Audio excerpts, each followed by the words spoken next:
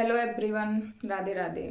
Welcome to my YouTube channel. I hope आप सब ठीक होंगे और अपना ध्यान रख रहे होंगे और आपकी पढ़ाई अच्छी चल रही होगी। अगर अच्छी नहीं चल रही है तो उसको अच्छी चलाइए, क्योंकि अब एग्ज़ाम में बस 2 से ढाई महीने बचे हैं। तो आप अपना पूरा फोकस एग्ज़ाम पर रखिए।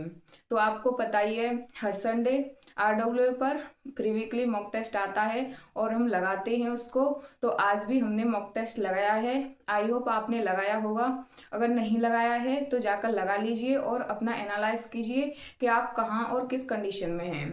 तो आज मैंने मॉक टेस्ट लगाया है, तो आज मेरा क्या स्कोर रहा है आज हम बात करते हैं। तो आज मेरे हिंदी में 37 सही हैं और 3 गलत हैं। और ओवरऑल आज मुझे 8 मिनट टाइमिंग, 8 मिनट प्लस ही टाइमिंग लगी है मुझे हिंदी में।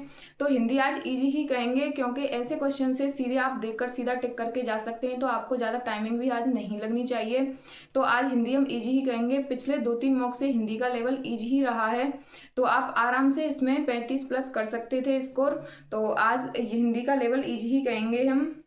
और अगर आज हम बात करें मैथ की, तो मैथ में आज मेरे 35 सही हैं और 5 गलत हैं और ओवरऑल मुझे समथिंग 48 मिनट टाइम लगा है।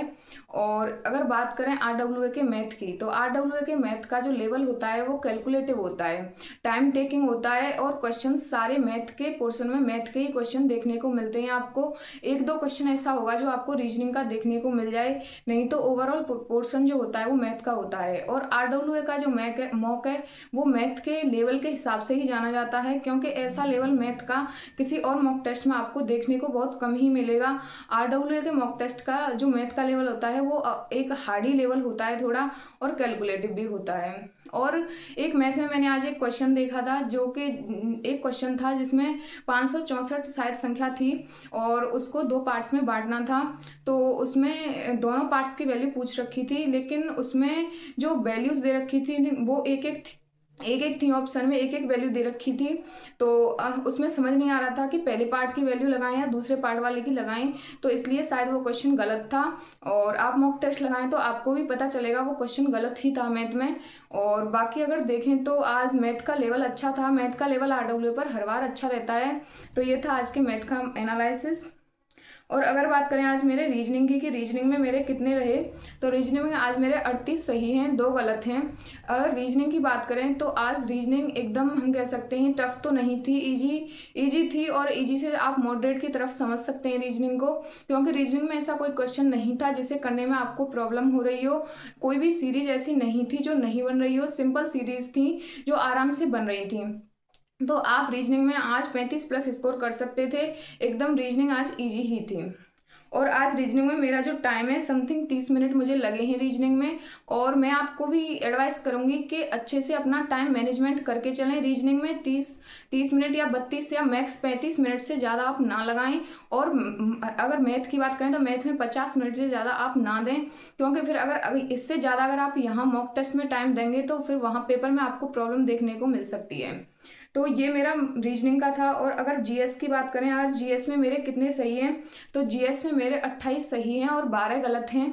जीएस के लेवल की अगर बात करें तो जीएस आज मॉडरेट थी और अच्छे क्वेश्चंस पूछ रखे थे आज जीएस के। और आज जीएस में मेरा टाइम समथिंग 9 मिनट लगा है।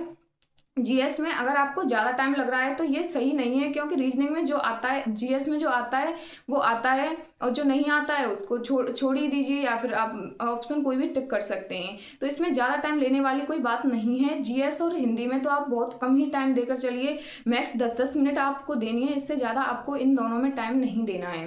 तो ये मेरे हिसाब से आपको ऐसे टाइम मैनेजमेंट करके चलना चाहिए कि 50 मिनट मैथ में, मैक्स 35 मिनट रीजनिंग में और 10-10 मिनट जीएस और हिंदी में आपको देने चाहिए, जिससे आपका टाइम मैनेजमेंट बहुत अच्छे से हो जाएगा।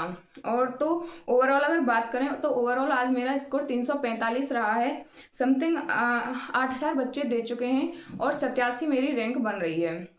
तो ये मेरा आज का स्कोर था। और मैंने आपको बता दिया मैथ में एक क्वेश्चन गलत था। ये आज का एनालिसिस था।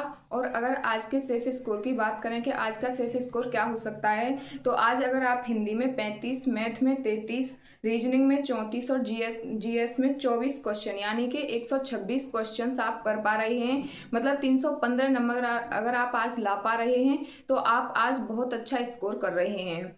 और अगर इससे प्लस ला पा रहे हैं तो आप बेहतर, बिल्कुल एकदम सेफ जोन में हैं, बेहतर कंडीशन में हैं। आप ऐसे ही अपनी पढ़ाई करते रहिए और अपना ऐसे ही रिवीजन आगे करते रहिए। और अगर इससे कम आए हैं आपके, तो इससे डिमोटिवेट होने की आपको ज़रूरत नहीं है। आपको और अच्छे से पढ़ाई पर फोकस करना है और अपने अगले मॉक के लिए टारगेट रखना है कि आपके अगर आज जो नंबर आए हैं उससे 1-2 क्वेश्चन अप करके आप अगले मॉक टेस्ट का टारगेट अपना रख सकते हैं। तो इस तरह आपके नंबर ज़रूर इंक्रीज होंगे। तो आप अपना मॉक टेस्ट लगाइए और एनालिसिस कीजिए। Thank you.